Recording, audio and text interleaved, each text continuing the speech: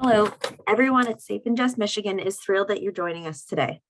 We have muted your microphones to ensure that everyone can hear the discussion, but please ask any questions you have using the chat function. At the end of the event, our participants will answer as many questions as time allows. You can also engage with Safe and Just Michigan on our social media channels or visit our website. In just a few seconds, you'll see a poll on your screen. We hope you will fill it out so that we can have an accurate but anonymous picture of who attended our event today. Thank you in advance for participating in our poll. Today's webinar is a discussion between our policy analyst, Josh Ho, and economist and Fordham University law professor, John Pfaff. Professor Pfaff's research focuses primarily on empirical matters related to criminal justice, especially criminal sentencing.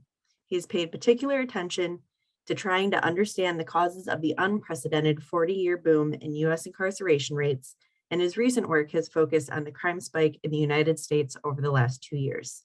He has earned his BA, JD, and a PhD in economics, all from the University of Chicago, and is the author of Locked In, The True Causes of Mass Incarceration and How to Achieve Real Reform. Welcome now to the virtual stage, Joshua Ho and Professor John Pfaff. Hello, Professor Pfaff. It's great to talk with you again. Same here. Thanks for having me. Let's start with I guess what we would call the pretty bad news. It appears crime and violent crime have increased over the last few years. You've made a point of suggesting how important it is for us to be honest about what is happening when discussing crime. Can you give everyone an overview of what you think we're experiencing and why you think straight talk on this is so important? Yeah, so I mean, the one clearly undeniable fact is that last year in 2020, homicides took an unprecedented spike. They rose by about 5,000 from fairly historic lows, but it's the single biggest one-time increase in homicides we've probably ever experienced as a country, right? And there's no denying that. I feel sometimes we try to downplay that. And my concern with downplaying that is it suggests as a general matter that reform is a luxury, right? That if crime goes up, well, I guess we can't have this. So we're going to downplay the increase in homicides to try to avoid and sort of protect the reform, sort of an effort at reform, when I think instead the argument should be that this is actually an even stronger argument for reform, not an argument against it, right? And so I think it's important to be honest about it, right? If you try to deny it, that just looks weak. And I think important not to deny it, because I think actually it doesn't undermine pushes for reform. So murders are undeniably up. It's likely that shootings are up as well. That's probably almost certainly true between 2019 and 2020. The FBI's official data, the Uniform Crime Report, show a fairly big increase in aggravated assaults, which would be consistent with more shootings. Shows a decline in rapes. Shows a decline in robbery. And then property crime is down. Property crime has been dropping for 30 years now. So that's just a steady continued decline. I'm not a fan of people who say, well, look, at least overall crime is down. Overall crime is down because property crime there's about 7 or 8 property crimes for every 1 violent crime, right? So as long as property crime is going down, all crime is going down. But I think the crime that really drives politics is violence, and the violent crime that really drives politics is homicide. And so I think it's important to not try to mask it, well, all crime is down or overall violent crime is down. But the fact of the matter is murder and aggravated assaults are up. I think we need to build the reform debate around that. I think people hear when folks on our side talk about these things and assume our goal is to somehow reduce public safety. What is happening now is really problematic and troubling and impacting a ton of people. Do you want to talk about kind of your approach to these questions and how you head toward the data and look at things? Yeah, I mean, I think the first thing, the important first detail of the homicide spike to realize is that it was fairly uniform. Big cities, small cities, suburban, rural, you see increases in homicide. Cities with progressive DAs, cities without progressive DAs saw rises in homicides. Republican mayors, Democratic mayors. Yes, a lot of very Democratic cities had a really bad 2020.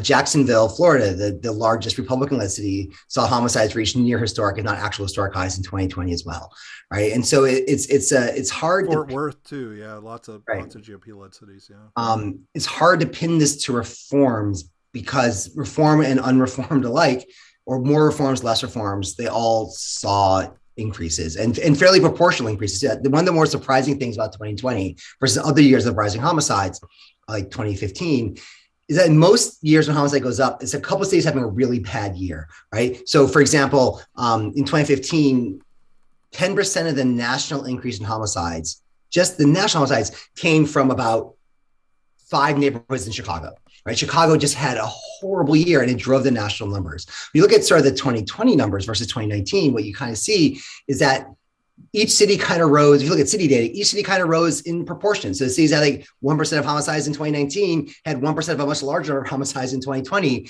And it wasn't that any one city or any small number of cities really drove things. It's the country as a whole, reform, non-reform, Democratic, Republican, they all saw these increases. And so I think that's the important place to start. I think that, and to acknowledge that the magnitude of the reforms are far less than sort of opponents of reforms seem to say. Or they try to talk about how we completely defunded policing. Almost no police budgets got cut. Lots of the cuts are actually pretty ephemeral and not exactly real, right? So we hear this number that we cut the NYPD budget by 15%, like $1 billion. Except a huge chunk of that is overtime reductions that the NYPD has made it very clear they're not going to reach, right? And so that didn't even happen, right? Or in Austin, in November of 2020, the U.S. attorney, one of Trump's U.S. attorneys, tried to blame the rise in homicide in Austin on defunding, when in fact, first of all, the vote for defunding took place in August, but defunding works on a fiscal year, right? And so the cuts didn't even start potentially until November, which is when he was giving his talk, blaming all the preceding rise in homicides on a cuts that didn't even happen. And then when you look at the cuts in Austin, the first cut was to an entering cadet class that wasn't going to be hired until 2021 and wouldn't see duty until 6 months after that, right? So they're trying to blame this defund in Austin that would have no impact on police staffing until about November of 2021, like now, right? And so we tend to grossly overstate the nature of the reforms that have happened to try and make them look weaker. And we also know the fact that lots of, at least some high-profile law enforcement officers have openly misstated what their own data say, right? So, the NYPD's commissioner is constantly trying to hammer that bail reform has caused a spike in crime when his own internal data that's public makes it very clear that there's just no connection there. And so, it's across ideological lines. Lots of the timing of the accusations just don't match up how budget cycles actually work. And we have data that consistently seems to suggest that it's really hard to pin this on reforms, most of which were much less aggressive than they're given credit for. This homicide spike was something that took place pretty much on the status quo's watch, right? Like not much has changed. We see this giant increase in homicide, large, significant increase in homicide under pretty much the same set of things we had in 2019 with one obvious change, obviously, which is the massive chaos that COVID brought with it. And do you want to talk a little bit more when you say that it was the fall of the status quo, or it happened on the status quo's watch? I think sometimes people see that and maybe don't get the full picture of what you mean. Could you build that out a little bit more? Yeah. So the idea here is that we've been investing in policing as kind of and criminal legal responses in general as our sort of frontline response to most major social problems for decades now. Not much has changed from 2019 to 2020, right? They still remain amongst the biggest budget items on city budgets.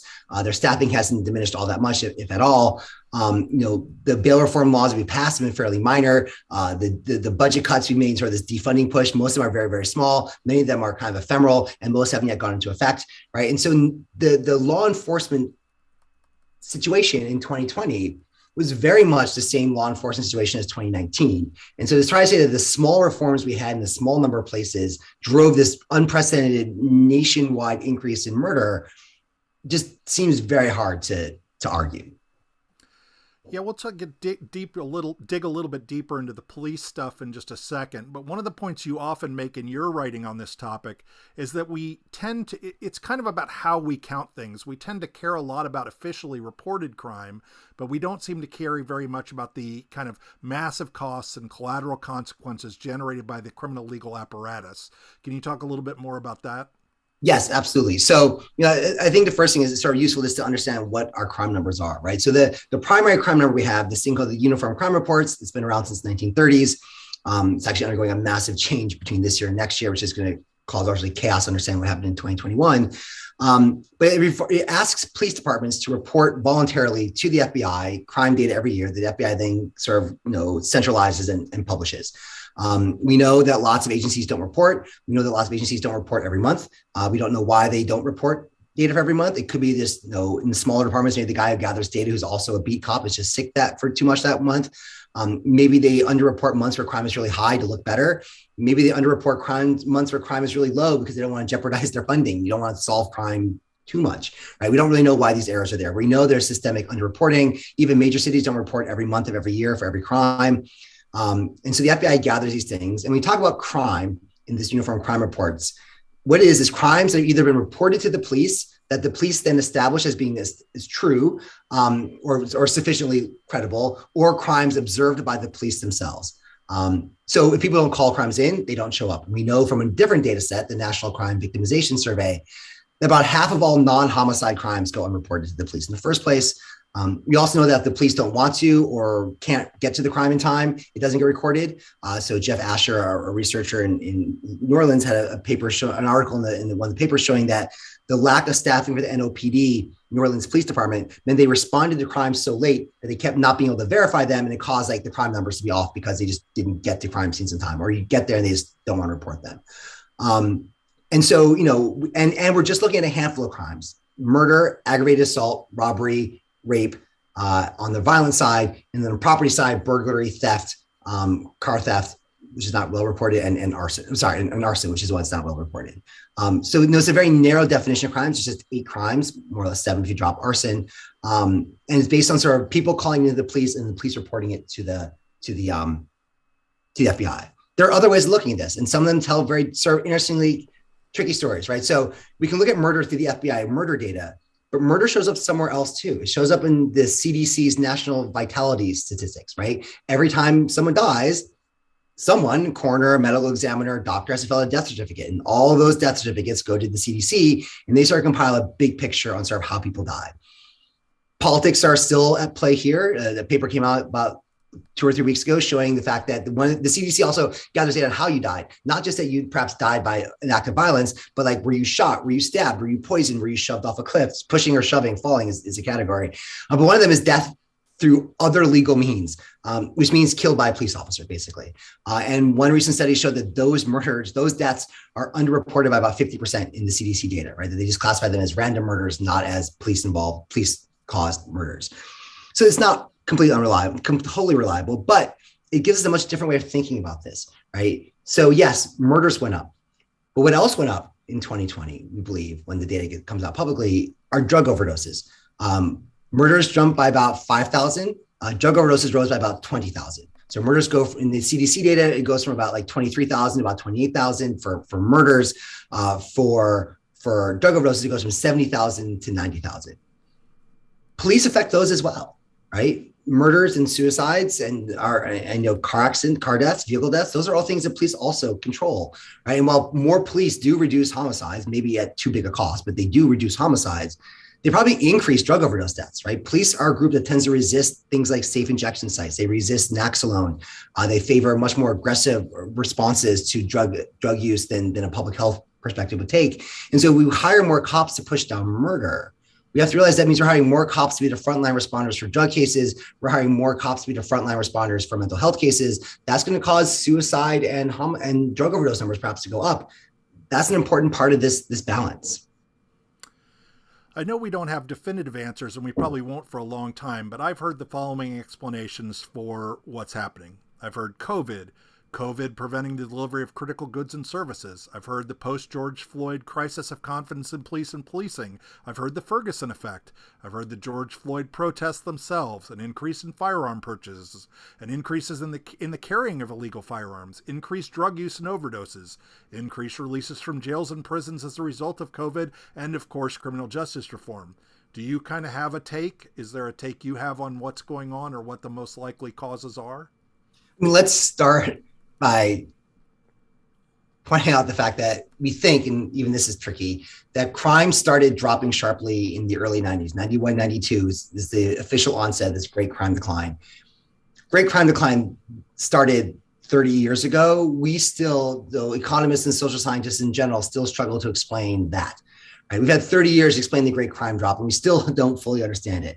So the idea that we'd understand the 1 year later what happened in 2020, not a chance of that, right? I think it's a deeply hard to understand issue.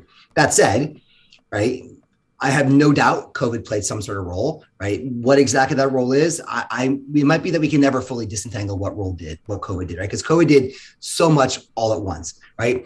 COVID, there is the evidence, perhaps, for example, linking, say, poverty to changes in crime is fairly weak, but there's evidence, for example, that increased economic stress can lead to more violence. Obviously, COVID with like the massive spike in unemployment brought that. COVID shut down schools, it shut down after school centers, it shut down all sort of the after work, after school evening programming that we think actually successfully sort of keeps people off the streets and helps reduce violence and violent confrontations and thus homicides and shootings and other things. Generally, when you elect a Democratic president, you see an increase in gun purchases. So Biden's election was already going to do that, but COVID is thought to have led to an even bigger spike in gun purchases. Does that lead? No. So how does that gun purchase translate into gun use? That's a very tricky thing. We have weak data on gun purchases. Guns move around. People, one given gun can travel to lots of different people. So you don't necessarily need a huge increase in gun purchases to still have a big increase in gun possession if that gun moves from person to person, right? And so we're often very voluntarily blind when it comes to guns. We almost make it impossible to gather data on guns. We know it plays a role. Disentangling that's going to be incredibly hard to do. COVID certainly played a role. Did the protests play a role?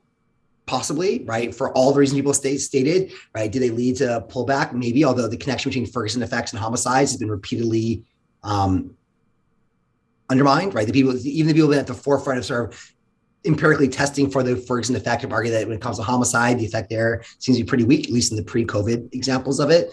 Did it cause a lack of respect and sort of responding to the police? Perhaps, right? But again, that was always fueled by inefficient, violent police protests. I think one part we don't talk about enough is how much of a role did the police response to the protests play, right? In many ways, the most violent actors during the protests were the police far more than the protesters, right? I grew up in Buffalo, right? So I was, stunned by that picture I saw, not just of the officers who shoved the old man next to City Hall in Buffalo, but what really got me was as one officer leaned down to pick up the man as he's bleeding out of his head, another officer grabbed his arm and pulled him away, right? Officers are firing non-lethal rounds into the eyes of reporters. Like, it was a very, very violent police response, right? And so I think that's also part of it.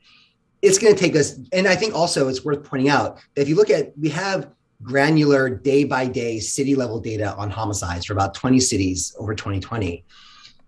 And if you look at when do homicide rates in 2020 start to diverge from 2019, the stories differ across all the cities, right? Some seem to happen right around the time of George Floyd's death and the immediate protests. Some start taking place during the beginning of the lockdown. Some take place before the lockdown. Some just have really bad years from January 1st onward, right? And the idea there's some very simple narrative here is almost certainly not the case, right? Different cities saw different things happen, unless it's sort of a historically unprecedented health shock, right? That had ramifications across every aspect of life and social order, right? Disentangling all these effects is going to be decades of work, if not ultimately impossible. So let's jump into policing now. There are a group of studies that many people, economists, academics, a lot of moderate politicians, a lot of talking heads, trot out to prove that more police result in less crime. My take on it to date has been, and my reading of these studies suggests that police can deter crime in a particular place at a particular time, as long as they are present in that particular place and at that particular time. I have a hard time kind of extrapolating or extending this logic to permanently preventing or stopping regular crime, much less gun crimes and homicides. I know you have some takes on this research as well. Kind of what is your feeling on this kind of, more money, more police equals more safety set of research? Right. So I think you're right that some of the strongest studies we have are on this idea of sort of hotspot policing, right? When you target the places where crime is most concentrated with officers, especially if you target them in non-aggressive, much more collaborative kind of approaches, it has a fairly strong result. And this is one of the few areas of policing where we really have run sort of the randomized clinical trials, right? This corner gets hotspot policing, this corner doesn't. Let's see what happens. We actually sort of run experiments across cities, across time, across configurations, right? It's a fairly robust study. There are other studies that show that as a general matter, hiring more cops reduce crime. And that result is pretty consistent across years and years of people and methods and approaches. And I think trying to argue that police do not reduce crime is a losing argument, both just on the data, but also certainly a losing argument on the politics, but also losing on the data, which is where I like to keep things. But there's a different way to think about the argument, right? Which is, yes, more spending on policing reduces crime, but might we get a better return sinking our money into something else, right? So one of the better studies out there says that a dollar spent on policing reduces crime by about $1.60. It's a really, really imperfect study, and not the methodology is wrong. The cost benefit is problematic because the dollar spent on policing is the fiscal dollar. What did the city spend on policing? The $1.60 is our best estimate for the social gains from reducing that crime, which means that in that dollar cost, George Floyd's death doesn't show up, right? The stress Black parents feel having to talk with their kids, that doesn't show up because those aren't fiscal costs, those are social costs, right? But still, dollars on fiscal costs, $1.60 in social savings. A different study shows that a dollar spent on non-drug court, non-criminal civilian side drug treatment, besides all the health benefits it has, it also reduces crime perhaps by $4, right? So do police reduce crime? Almost certainly so. Do other things reduce crime even better? Also, almost certainly so. And given the chunk of local budgets that go to policing, right, which can for bigger cities be on the order of 35%, there's real crowding out concerns to think about here, right? A dollar going to police, it's not just that we can spend a dollar anywhere. So let's do policing and public health, right? We spend so much on policing right now that oftentimes it's more, public health or policing. And so we have to think about these opportunity cost trade-offs. And I think when you get into, yes, I get it. Opportunity cost is not an amazingly winning political slogan. I agree, right? No effect. That works on Twitter. Opportunity cost doesn't work so well on Twitter. But that's what the data, I think, tell us much more compellingly is that policing work, other things work better. And the cost trade-offs are things you really have to think about here.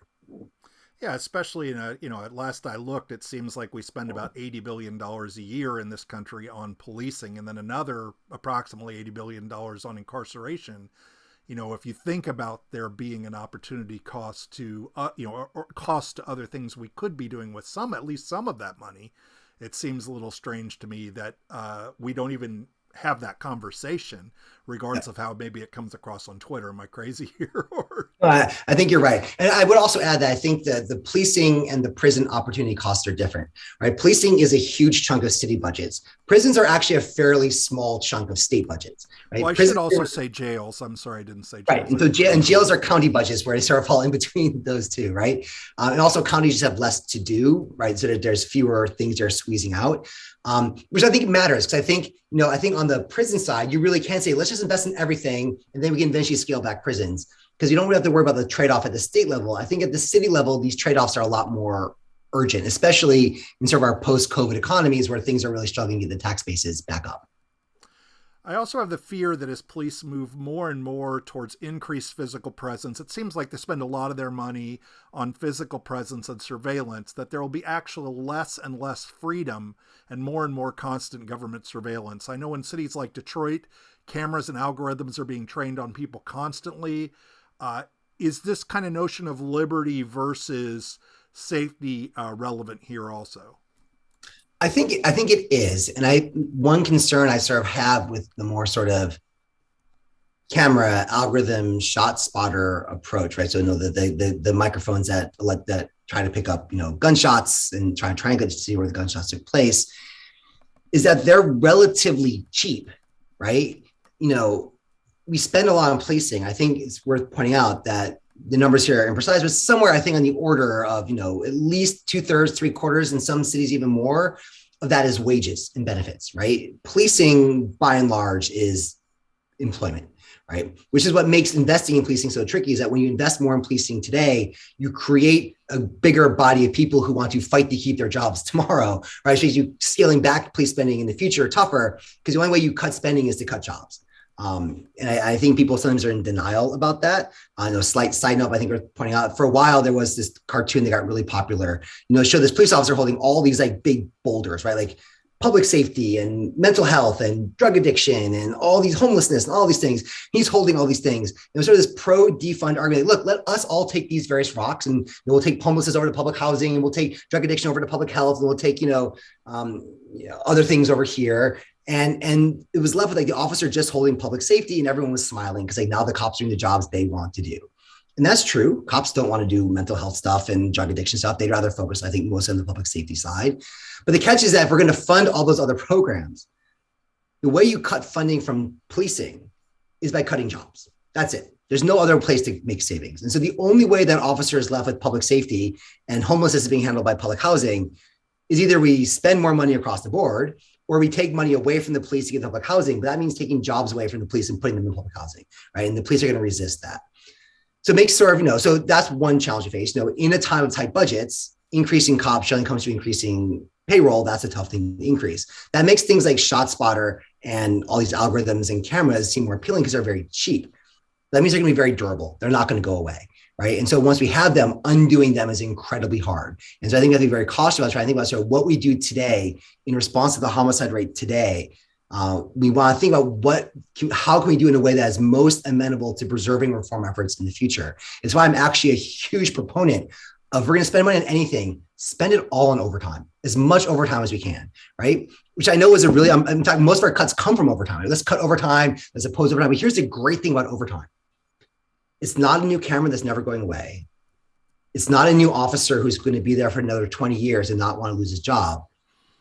It keeps staffing the same size. And best of all, in many jurisdictions, your pension is a function of your last year or pay or your last couple of years of pay. So there's been all these accusations by police unions that all these officers are quitting because of the protests and a lack of respect and sort of this general disrespect of the blue. But most of them aren't quitting. Most of them are retiring. And they're retiring because they got so much overtime, at least one theory is they got so much overtime in 2020, they will never have a year that good again. This is a year to get out and max out your pension. And so if we use overtime to respond to increased sort of crime issues, not only do we not grow the size of the police, we actually perversely, based on sort of union contracts, create a really peculiar incentive to get them to retire. And then you sort of, when the crime wave drops, you don't have this big bulk of younger cops, you just have an older cohort that's actually going to retire.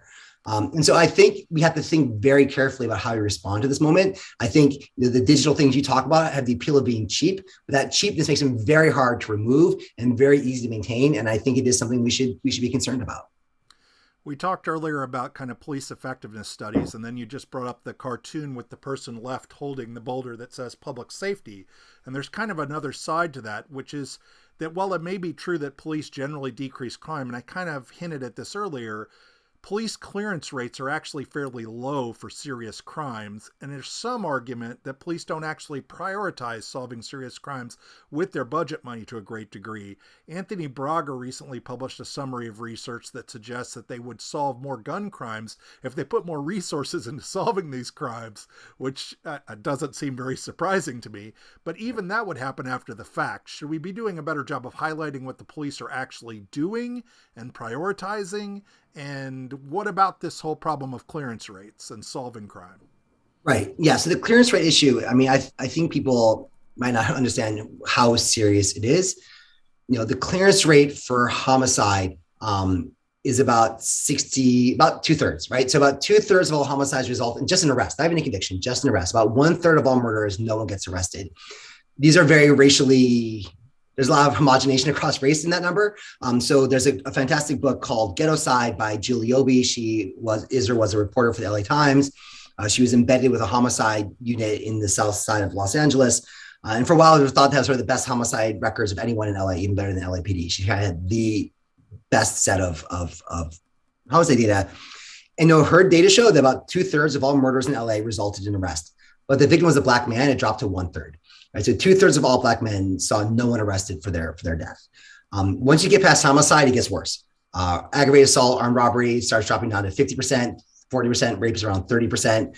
Property crimes is around 15 to 20%, right? On top of the fact that we report less than half of all property crimes, right? So the chance that a given property crime results in an arrest is on the order of like 10%. Some violent crimes can get down to like 15, 20% that you actually get an arrest given the lack of reporting and the lack of clearance, right? So I think that is a huge point. Yes, the more we focus on murders, the more we focus on guns, the better. I mean, the catch there, right, is you can't just turn a beat officer into a homicide detective, right? So I think sometimes the argument, we should just reshift priorities as soon as you can just take the cop off the beat, put him in a suit, and now he investigates homicides. And that's not how it works, right? It takes training and other things to be a homicide detective. So we should focus more on homicides than lots of things we do, but that's not a thing we do by tomorrow. Guns are a good thing to focus on, but what's one of the biggest policing scandals in the country right now is Baltimore's gun unit, right? Like this kind of like aggressive focus on guns can lead to problems. I think it can lead to problems in part because of data, right? So a paper came out last week, saying, but I think maybe we've long suspected, but actually use rigorous data to start looking at, which is that police will adapt to the metrics we impose on them. In CompStat, which are the big computerized crime tracking programs that a lot of police departments now use, has really perverse incentives, right? It encourages police to fudge the serious crimes because that makes them look bad, and to increase the minor crimes because that makes them look productive, right? You have too many aggravated assaults, your district is sort of out of control. If you have a lot of simple assaults, arrests, then you're really enforcing, like you're keeping order on the street. And so encourage them to downgrade aggravated assaults to simple assaults, to downgrade rape to misdemeanor sexual offenses, to sort of show the productivity, but not to show the harm, right? And so I think that could be a challenge with gun focus also, right? That if we incentivize police focus on guns are countable. They're very easily countable, and we're going to hold them to that metric. And so I think if we're going to do this, yes, we should get them to focus on the things that matter more. We need to think very, very carefully about how we design the metrics for that, because metrics have really perverse incentives that can be deeply confounding about how to actually fix. Yeah, that's interesting because that's a point that David Simon, who was a reporter for a very long time, makes a lot, has made a lot to me in response to some of the things I've said. And so that is a really interesting point. Let's kind of move. Actually, David Simon has an amazing story about that, just to show how much we can abuse these statistics. Many years ago, before Mosby, an earlier DA whose name I can't remember, somehow the DA, the state's attorney, SA's head of homicide, convinced the Baltimore Police Department's homicide department to an agreement that the Baltimore police would make no arrests for homicides unless an assistant state's attorney signed off on the arrest warrant first. The very next year, the number of homicide arrests in Baltimore fell by 50%, cut fully in half. Not because homicide went down by 50%, because the state's attorneys looked at every homicide and thought, is this an easy win or a hard win?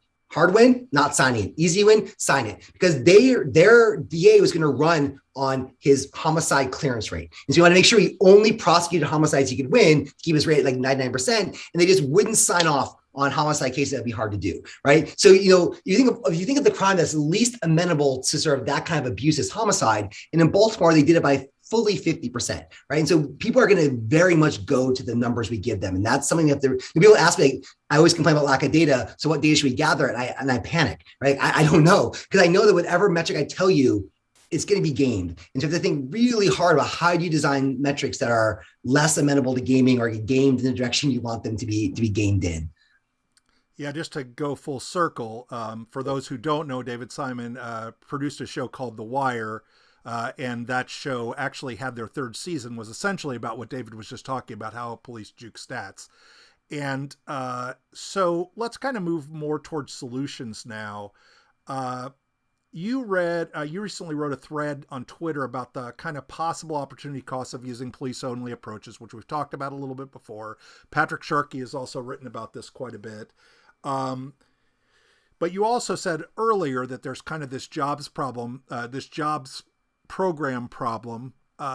So is there a way, or are there ways, I know you suggested overtime, but are there ways to kind of realign both our desire to have other people carry the different boulders that you talked about earlier, and this notion that police have an investment in their jobs and the status quo wants to maintain itself? And I know that's what we're all struggling with right now, but do you have any kind of thoughts on that?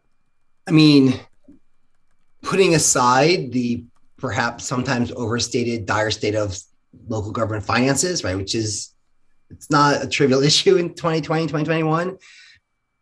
I feel like the better approach to the extent it can be done is to fund these alternatives independently of cutting police budgets to the extent that we can, right? Rather than trying to be sort of one-off, take $1 from the police, give $1 to these cahoots or whatever sort of no cure violence or all the various sort of non-police interventions we have for mental health, which is what cahoots is, or for gun violence, which is what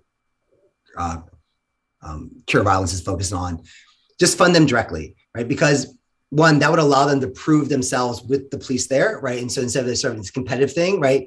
And to be clear, that proof is hard. I want 2 points to make about proving. One, we hold alternatives to a far higher burden of proof than we hold to policing, right? No reform is viewed as trustworthy enough unless it's gone through the amount of advance you put on a cancer medication, right? Unless you have 32 double-blind randomized trials across 13 sites in 16 different peer-reviewed journals, is kind of sus, right? But policing, subject to none of that, right, is just accepted and should be funded more. Right. I think it's really important to see that double standard that's there. I think it's also important to realize there's accusations that the police will actively undermine interventions that try to replace them. Right. And so they won't work with cure violence. They won't work with cahoots. They will actually, there's allegations in these places, they will actually like resist and push back and try to sort of make sure they don't work as well. So then they don't look as good on this higher evidentiary bar we held them to, because that's how the police know they keep their jobs, right? And so there's the police are very much an interest group, and they fight like an interest group, and we have to view them that way, right? And so I think, we should try to fund these groups independently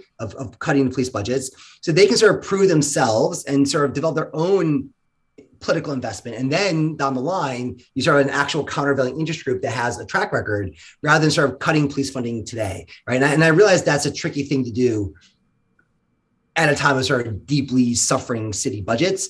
But the more you can think of it that way, I think the better. Which then brings up the next question, which is, do you have kind of any theories on how we should approach the politics of arriving at implementation and funding of such solutions, given the budget problems and the COVID and everything else that we're talking about here? I'm putting you on the spot because you kind of just passed on that, but I'm going to push you. Yeah, I mean, this is why I'm not a politician, but an academic. Right? How do you actually solve these things politically is, I acknowledge, is tricky. I do think oftentimes we tend to overstate the magnitude of budgetary challenges, right? I think oftentimes this is as much rhetoric as is reality. I think it's a place where state governments could probably play a bigger role, right? States can choose to help out their cities if they want to.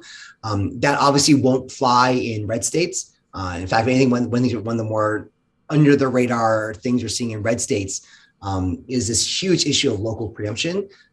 So there are limits on what Congress can tell the states to do, right? There are the 10th Amendment sits right there saying, certain things the Congress can't tell the states to do. It's the reason why criminal legal issues tend to be state specific, because Congress has almost no ability to tell states what to do on the criminal legal side.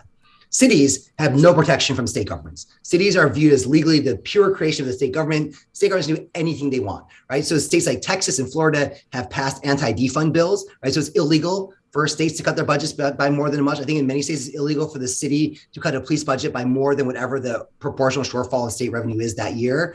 In Florida, if a police department thinks its budget's been cut too much, it can appeal to the governor, and the governor's own private agency will then decide what the new budget should be. And there's no right of appeal from that new determination the governor will impose on cities. In Arizona, if you cut the budget by too much, the local county sheriff is allowed to take over the police department and required to hire all officers who lost their jobs. And so, in red states, we're seeing a huge pushback against blue city reform, right? States are aggressively going out of their way to deny cities the ability to adopt reforms for very local issues. But in blue states, I think state governments could play a much more supportive role. State budgets are generally more robust than city budgets. They could help fund some of these programs, certainly in the early years as they struggle to start to get up to speed, and as we struggle with sort of the fiscal fallout from COVID. Okay, so is there, I think we've covered a lot of ground. Is there kind of any kind of like summary before we move into kind of a Q&A about, or anything else that you'd like to talk about before we move to the Q&A? I mean, I guess I would say that we tend to talk about crime going up or crime going down, and that's never the way to think about this, right? Some crimes go up, some crimes go down. This year, really, homicide and shootings went up. Most other things were sort of flat and going down. I'd also add that I don't even know how to interpret that. Right? Like, sure, of course, robbery went down. I would have been floored if robbery went up, because it's really hard to rob people when there's no one out on the street, right? And so sometimes interpreting these numbers is really, really tricky, and figuring out what's going on can be kind of hard. I would also say that if we can't explain the crime drop from 1991 well in 2021, anyone who's telling you they fully understand the homicide rise in 2020, in 2021 is not being honest. Right? We don't know. COVID was a huge, complicated shock. The protests were a huge, complicated shock. How much did the protests and COVID interact in complicated kind of ways? Also really hard to disentangle. So can we use protest data from 2019, 2018, understand 2020? Maybe not, right? Because 2020 was just an incredibly strange year. And I think we need a tremendous amount of intellectual humility in responding to saying what we understand what happened. And I'd also then say, I think we need to both simultaneously accept that policing does reduce crime, and arguing otherwise is going against the data and is an anti-empirical view of the world.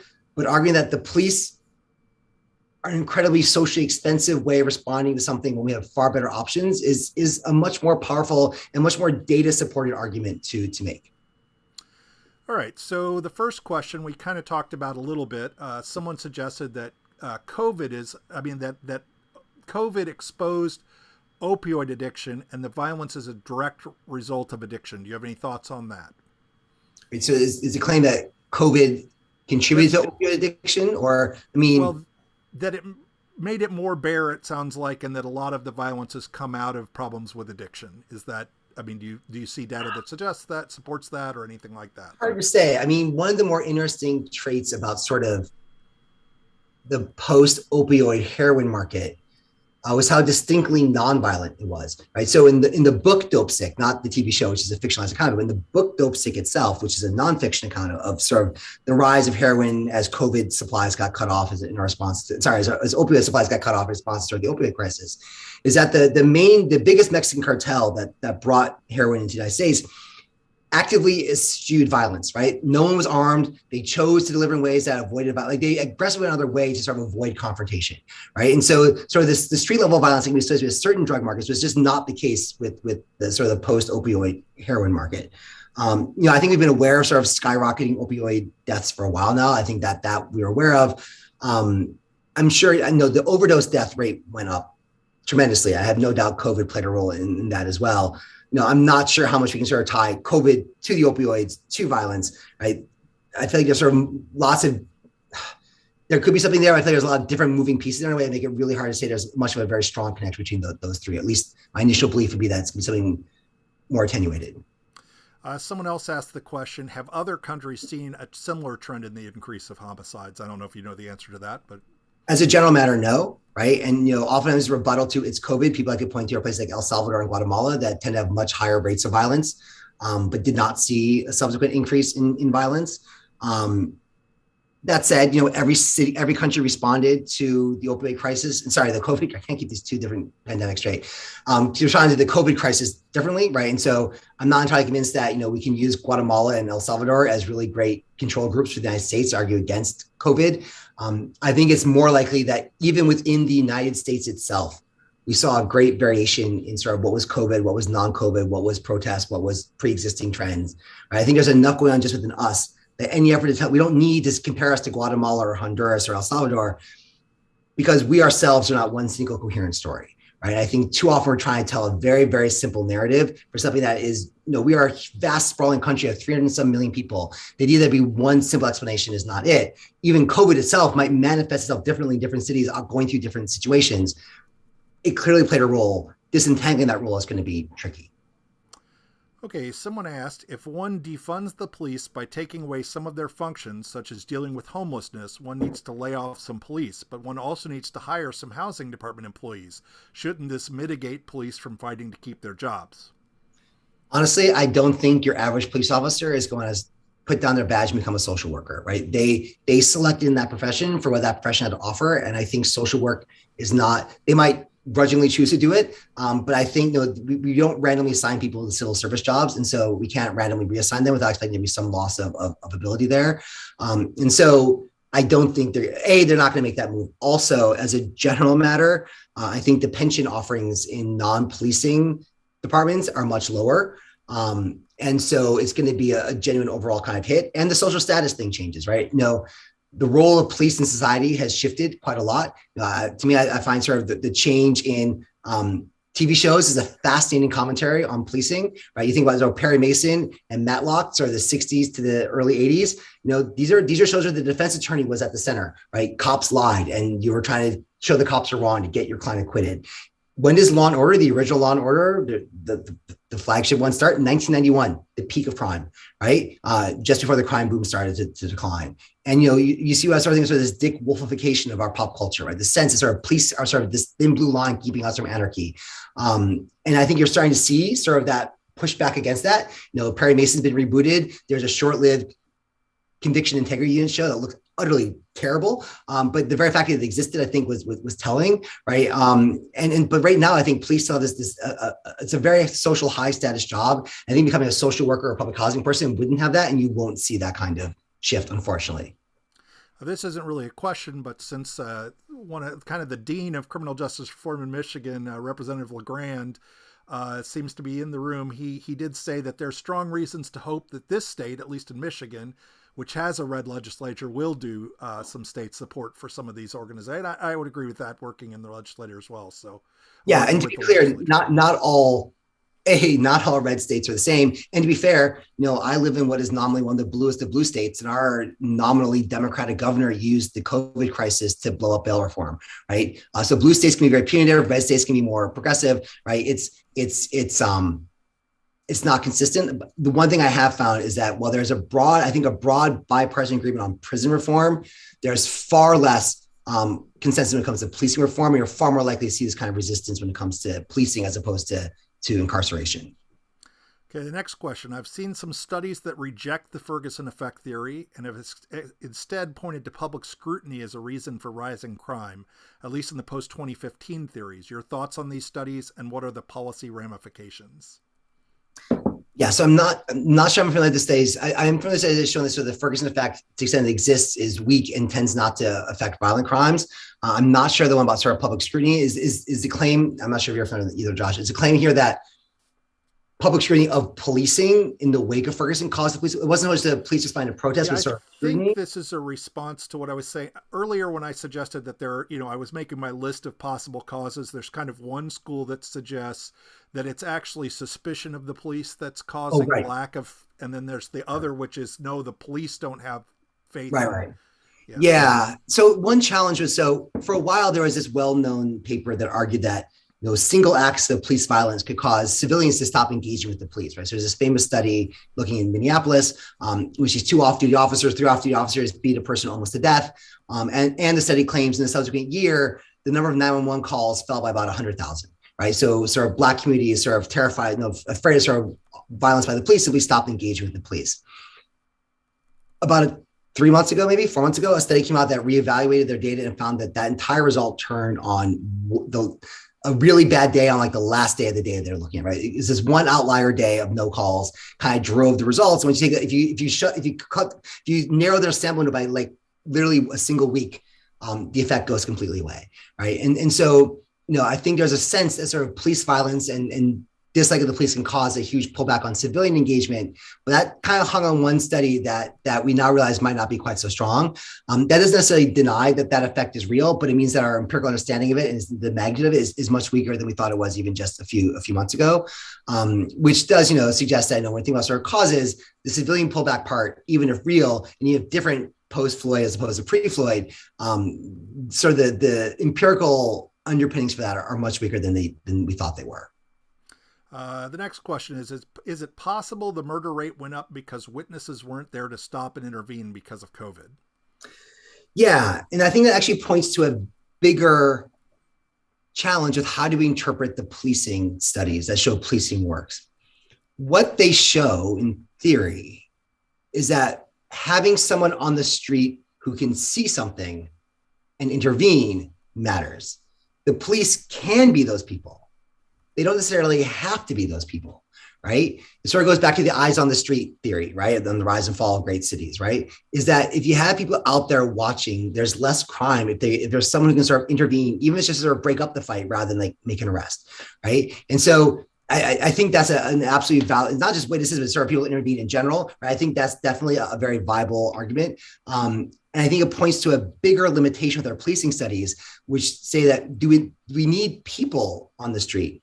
Do we necessarily need armed officers as those people? And one interesting confounding factor for all of our studies of policing is that all of our empirical studies of policing focus on sworn officers of the state. We actually have more private security in the United States than public security, right? For every one cop, there's 1 point something private security people. Some of them are mall rent-a-cops with not even pepper spray. Some of them are fully armed, guarded people doing, ATM transfers, right? But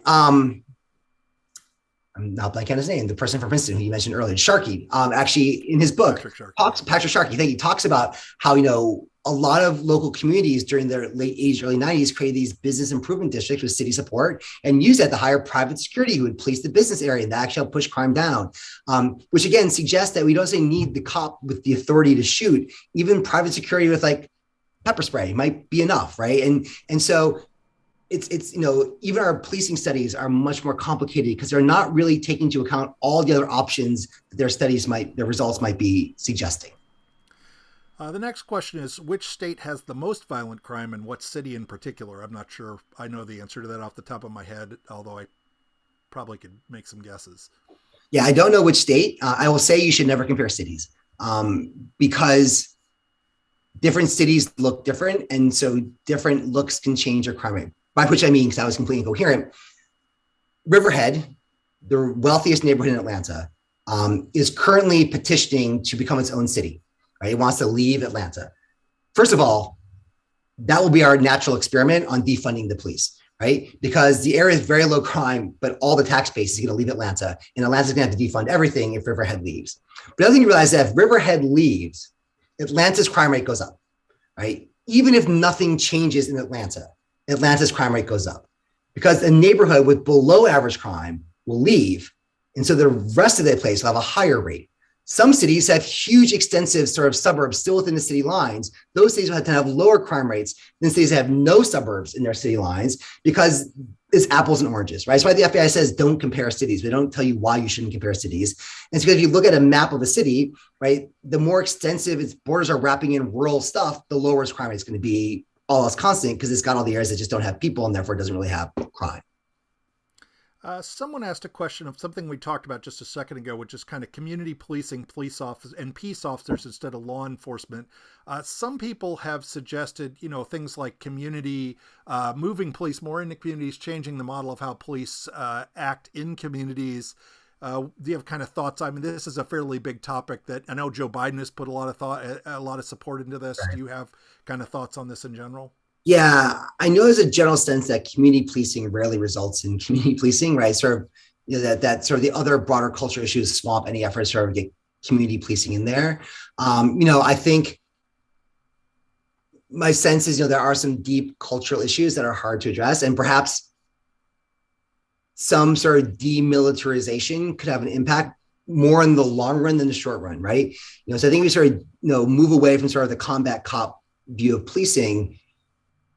It'll change who applies to be a police officer in the first place. Right? I think that will have a much bigger impact than sort of a lot of these shorter run effects. And I think it's worth stressing when it comes to sort of the militarization of police, that the federal program that provides surplus army equipment to the policing might explain some of the more egregious things that police departments have. The police for the Los Angeles Unified School District would not have had grenade launchers, which they did until they got embarrassed and gave them back, but for this government program. But most of that government program are things like chairs and desks and pistols and rifles that the cops have anyway. And as a share of police spending, that government program is a rounding error, right? So most of the combatization of our police has been a choice made by those police departments with their own budgets to invest in that, right? And curtailing the $11.99, whatever that program is, whatever that federal program is, if we curtail that, yes, some of the MRAPs go away, some of the helicopters go away, no one's got a grenade launcher. But the overall sort of militarization, I think, would persist absent something at a much more local level pushing back against that kind of approach. Last question. Can't we begin to educate police candidates in social work skills, or as where we've done that before, has it been successful, I guess, would be a follow-up to that. I mean, I think the first thing to note is that, the bigger cities have 6 months of training, smaller cities don't, right? It can be a matter of 4 or 5 weeks before you're out on the field. And so we just don't have the time for that kind of training. And my guess is that, sure, that kind of training, we do have some of that kind of training. It's just dwarfed by like firearm and defensive force training, right? And so that's the lesson they get taught. Can we shift that? Perhaps, but that requires a much bigger, again, cultural shift in what we do. But I'd also add that, I don't know what the policing numbers are, but I'm sure it's similar. I know it for prisons. In the United States, the longest training programs before you're put out into, the cell block as a prison correctional officer is about 6 months. At most, usually less than that. In Germany, it's 2 years of school before you're allowed inside a prison. right? And they're trained much more social workers than as like law enforcement, right? And so it's just, we race people out with a focus on sort of defensive force much more quickly than sort of European countries do. But it's just a fundamentally different model of how you go about training police. And if you have that different model, you would definitely get different recruitment and different selection. And that, I feel like that could have sort of some of the longest run effect. But that transition, when you go from like the people who went there for 6 months on a more defensive force side versus people who go there for 2 years on a more social work side, that transition path of clashing cultures, I think would be a really hard thing to navigate. And I don't know how that would play out in practice. All right. Well, as always, I really enjoy talking to you, I really appreciate you taking the time to do this. Yes, thank you. This is very fun. Thank you for all the great questions, everyone. All right, Annie, take it away. Safe and Just Michigan thanks you for participating in today's event. We'll be hosting more webinars down the line, so please keep your eye out throughout the fall and winter. Thank you again for your participation in today's webinar.